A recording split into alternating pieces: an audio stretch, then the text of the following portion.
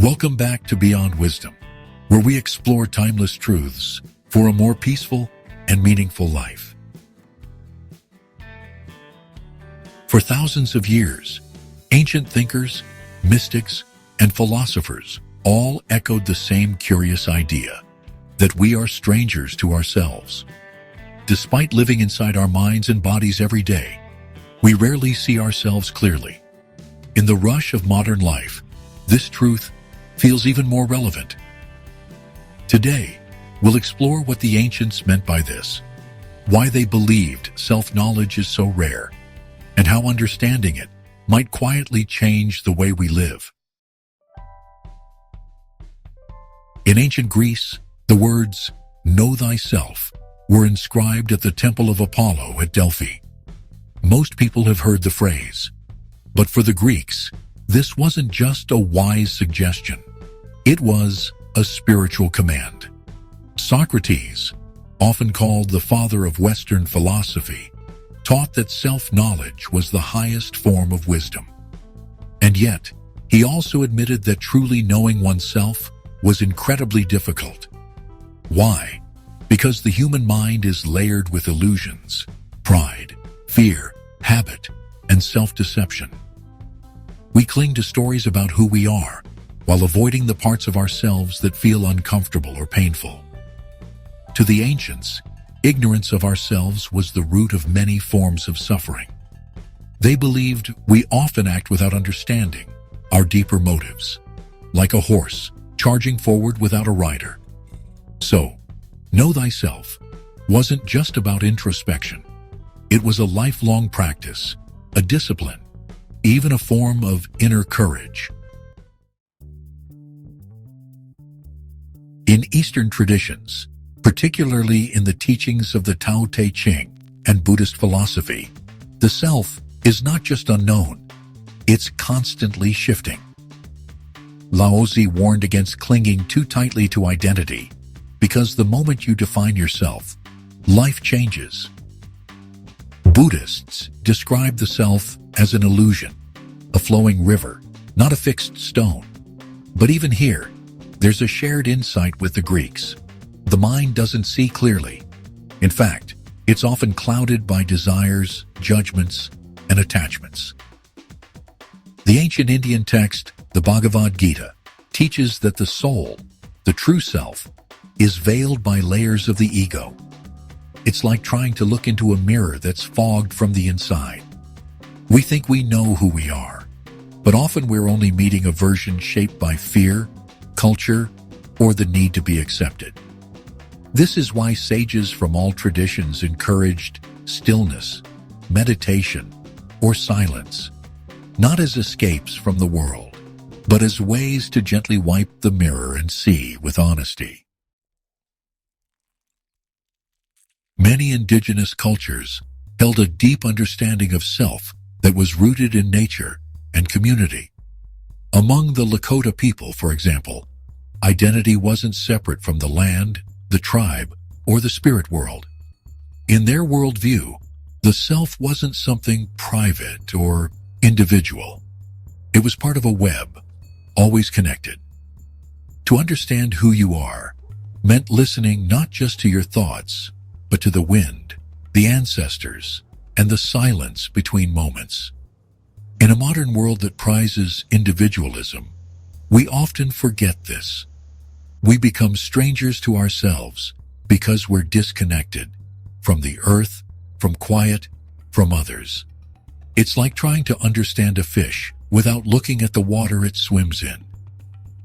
The ancients remind us, to truly know ourselves, we have to see our environment, both outer and inner, with more awareness.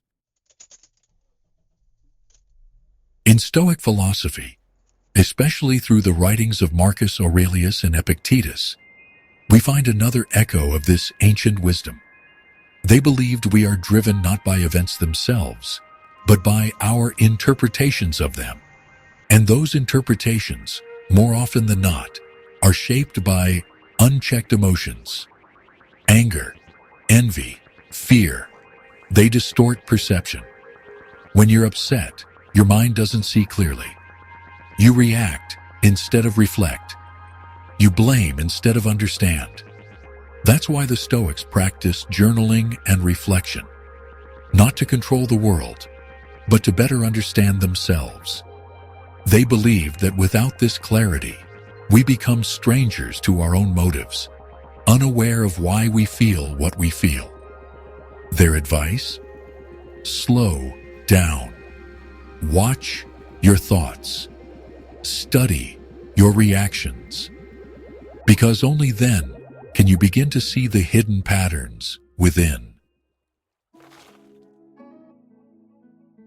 The ancients didn't see the self as a fixed identity, like a name carved in stone.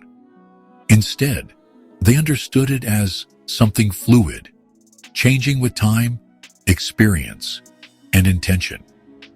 Heraclitus, a Greek philosopher, famously said, "You cannot step into the same river twice."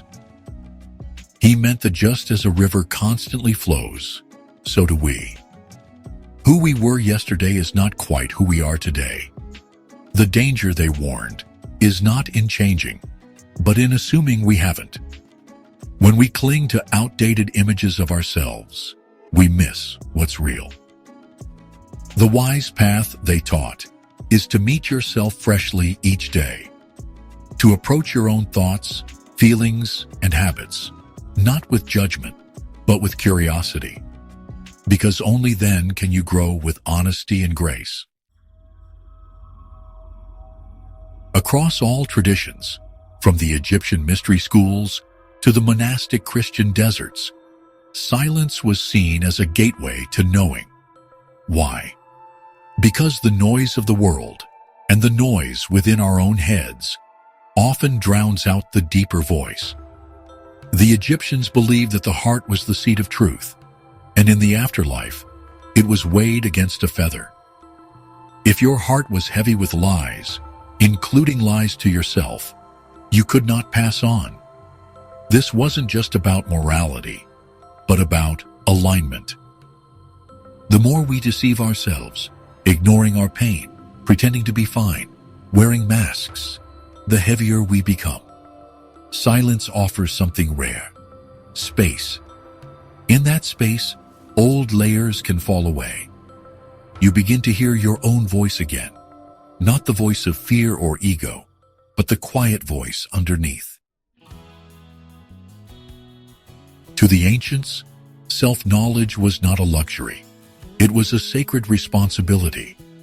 They understood that without knowing ourselves, we drift, chasing things we don't need, repeating cycles we don't see, and confusing survival with meaning.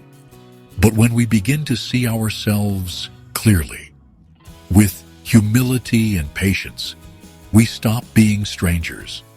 We come home, not all at once and not perfectly, but gently, like the sun rising through morning mist. When was the last time you truly listened to yourself, without noise, distraction, or judgment? Let us know in the comments. We'd love to hear your reflections. Thanks for watching. If this video brought you value, subscribe to Beyond Wisdom. Until next time, stay calm, stay strong, and stay wise.